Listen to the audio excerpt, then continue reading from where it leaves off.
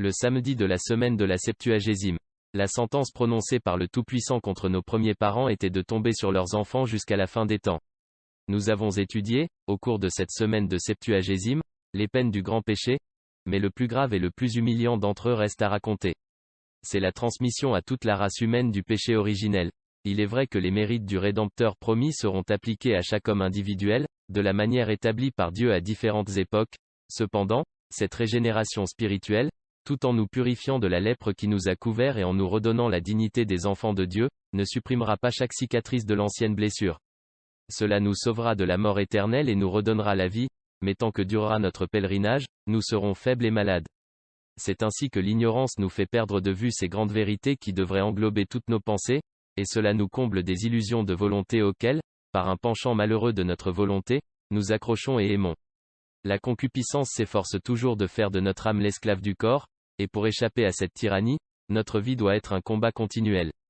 L'amour indiscipliné de l'indépendance nous donne sans cesse envie d'être nos propres maîtres et d'oublier que nous sommes nés pour obéir. Nous trouvons du plaisir dans le péché, alors que la vertu ne nous récompense rien dans cette vie, si ce n'est la conscience d'avoir accompli notre devoir. Sachant tout cela, nous sommes remplis d'admiration et d'amour quand nous pensons à toi, ô Marie. Tu es la plus pure des créatures de Dieu. Tu es notre sœur dans la nature, tu es la fille d'Ève, mais tu as été conçue sans péché, et tu es donc l'honneur de la race humaine. Tu es de la même chair et du même sang que nous, et pourtant tu es immaculée. Le décret divin qui nous condamnait à hériter de la honte du péché originel ne pouvait inclure ta conception la plus pure, et le serpent sentit, alors que ton pied écrasait sa tête hautaine, que tu n'avais jamais été sous son pouvoir.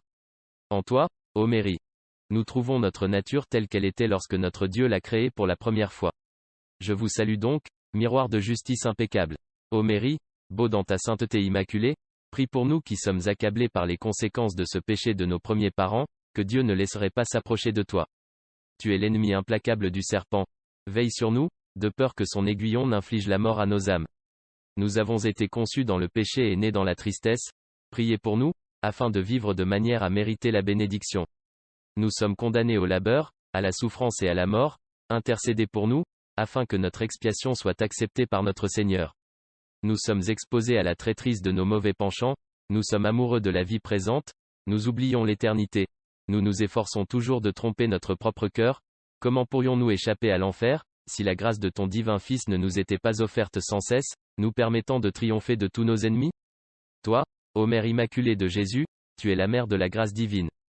Priez pour nous, afin que nous, qui nous glorifions d'être tes parents par nature, soyons chaque jour de plus en plus enrichis de ce don inestimable. Saluons la bienheureuse Mère de Dieu dans les paroles de la séquence suivante, tirée de l'ancien missel de Cluny.